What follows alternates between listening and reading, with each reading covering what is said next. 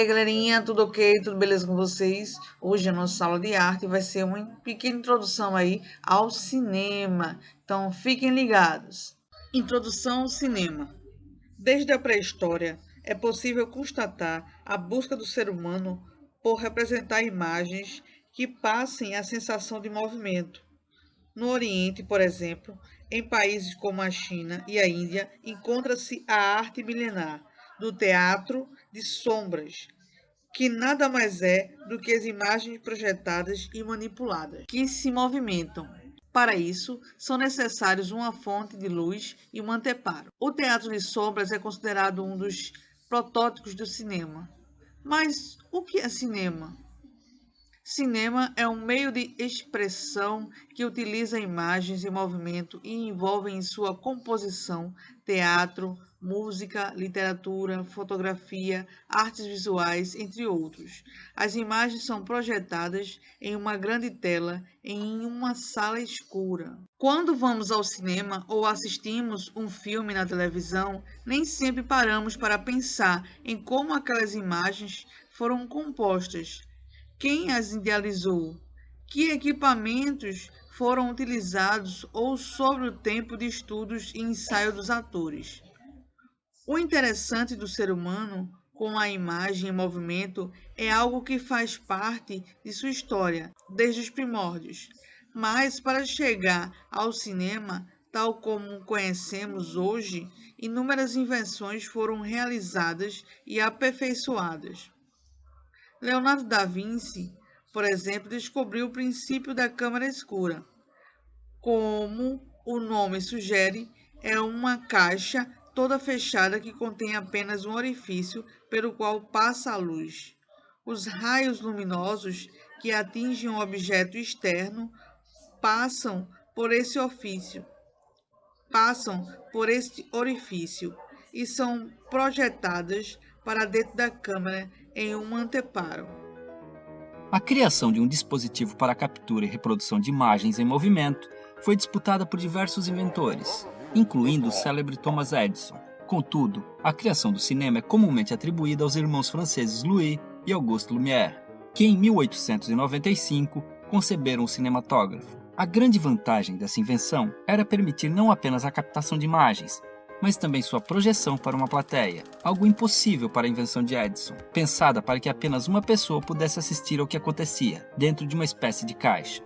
Inicialmente, os filmes consistiam de longas tomadas estáticas, mostrando eventos cotidianos.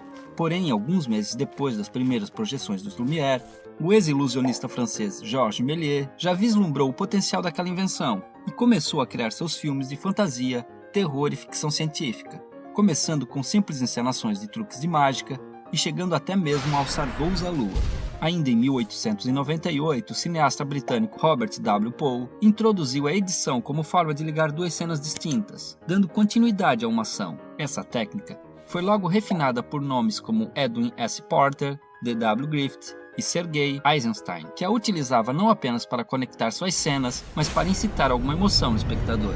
Com a crescente popularidade das salas de cinema, a produção de filmes começa a aumentar gradativamente, levando à criação, ainda nas primeiras décadas do século XX, de estúdios que continuam em atividade até hoje. A denominação sétima arte foi dada para o cinema ainda em 1911, no Manifesto das Sete Artes, do italiano Ricciotto Canudo, que argumentava que o cinema era uma síntese das 6 artes que o precederam. Durante as primeiras décadas, o cinema era essencialmente mudo e as falas de um filme eram apenas intertítulos sobrepostos às cenas. Até que em 1927, a Warner Bros. Lançou O Cantor de Jazz, o primeiro longa-metragem com diálogos e músicas sincronizados.